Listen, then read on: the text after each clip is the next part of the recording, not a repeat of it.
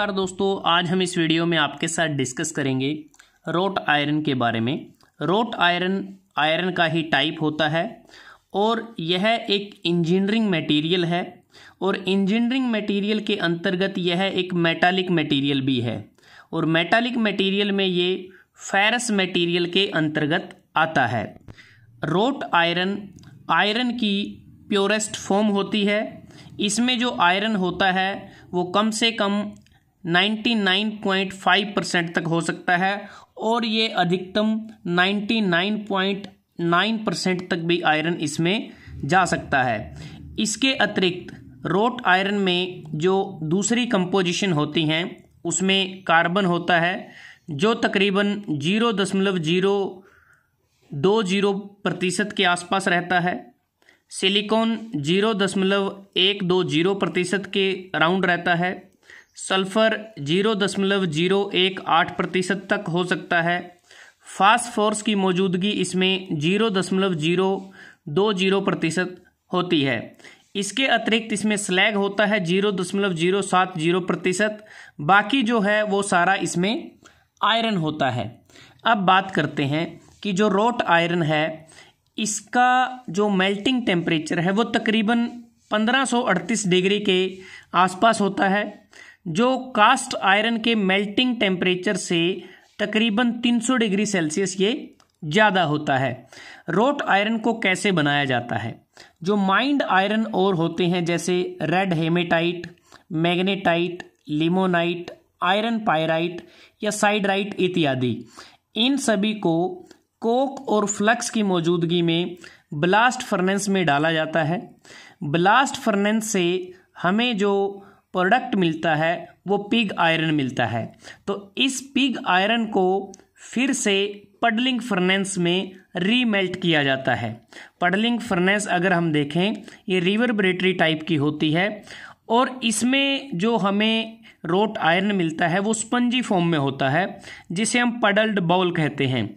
उन पे further treatment की जाती है, रोलिंग इत्यादि करते हैं ताकि जो हमें प्रॉपर्टी चाहिए रोट आयरन की वो हमें मिल जाए।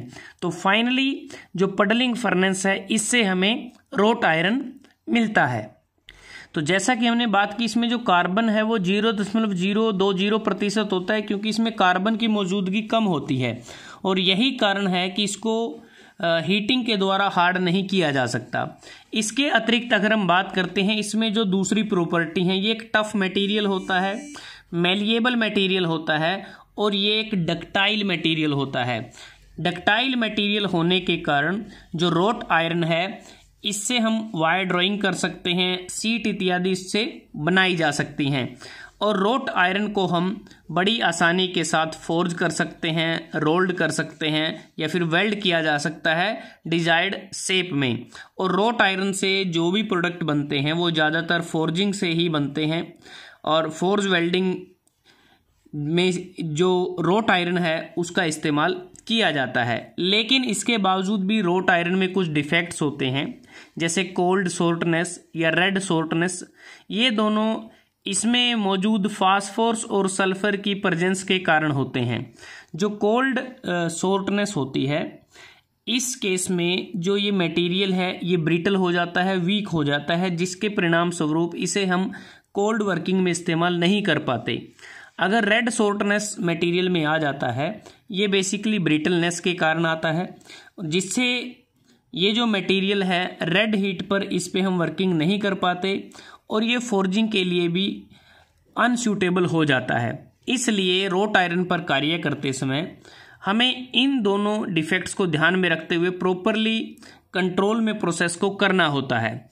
और जो रोट आयरन है इसका इस्तेमाल हम कास्टिंग में भी नहीं करते क्योंकि जो रोट आयरन है ये कास्टिंग के लिए सूटेबल मटेरियल नहीं है, क्योंकि ये जो मटेरियल है ये कास्ट आयरन की तरह एलिवेटेड टेम्परेचर पर फ्यूज़ नहीं होता। जैसा हमने स्टार्टिंग में बात की कि जो रोट आयरन है इसका मेल्टिंग टेम्परेचर तकरीबन कास्ट आयरन के मुकाबले ज़्यादा होता है। कास्ट आयरन का अगर हम मेल्टिंग टेम्परेचर की बात करते हैं वो तकरीबन 1204 डिग्री के अराउंड होता है और इसका जो मेल्टिंग टेम्परेचर है वो 1538 डिग्री के अराउंड होता है। काफ़ी डिफरेंस है। तो यही कारण है कि कि जो रोट आयरन है ये कास्टिंग प्रोसेस के लिए सूटेबल नहीं रहता, इसको फ्यूज़ करना आसान नहीं होता, या कह सकते हैं कास्ट आयरन की तरह इसको फ्यूज़ नहीं किया जा सकता। इसके अतिरिक्त जो रोट आयरन है ये सडन और एक्सेसिव जो शॉक्स हैं उसको भी ये विद स्टैंड नहीं कर पाता, बियर नहीं कर पाता।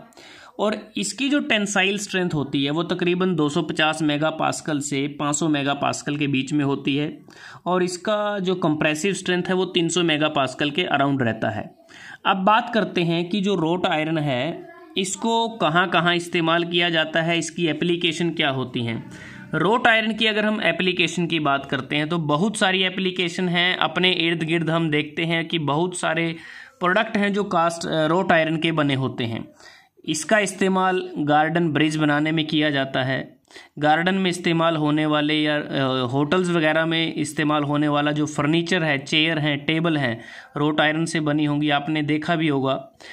ऑयल, स्टीम या वाटर पाइप्स भी इसके द्वारा बनाए जा सकते हैं। चेन बनाने में इसका इस्तेमाल होता है, रेलिंग बनाने में इसका इस्तेमाल होता है। जो गेट हैं वो भी रोट आयरन के बनाए जा सकते हैं। इसके अतिरिक्त अगर हम विस्तार से देखें, शिप बिल्डिंग में रोट आयरन का इस्तेमाल होता है। एग्रीकल्चर इम्प्लीमेंट्स बनाने में इसका इस्तेमाल होता है। नट्स और बोल्ट्स बनाने में इसका इस्तेमाल होता है।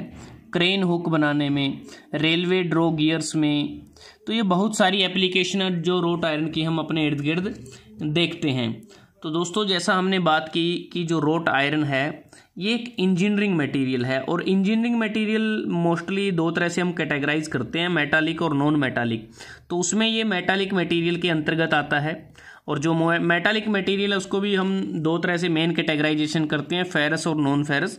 तो उसमें ये नॉन फेरस मटेरियल के अंतर्गत आता है। तो आज हमने इस वीडियो में आपके साथ डिस्कस किया कि रोट आयरन की कंपोजिशन क्या है, कैसे इसको बनाया जाता है, क्यों इसे प्योरेस्ट फॉर्म कहा जाता है आयरन की, क्यों ये कास्टिंग के लिए सूटेबल नहीं है, इसमें क्या क्या डिफेक्ट्स होते हैं, इसकी प्रॉपर्टीज़ क्या होती हैं, और इसकी क्या क्या एप्लीकेशन होती हैं, कहाँ इसको इस्तेमाल किया जाता है। अगर आपको ये वीडियो अच्छा लगा, आप इसको लाइक कर सकते हैं, शेयर कर सकते हैं अपने दोस्तों के साथ, स्टूडेंट्स के साथ, और जल्दी हाजिर होते हैं एक नए वीडियो के साथ। तब तक के लिए धन्यवाद। आपका दिन शुभ रहे।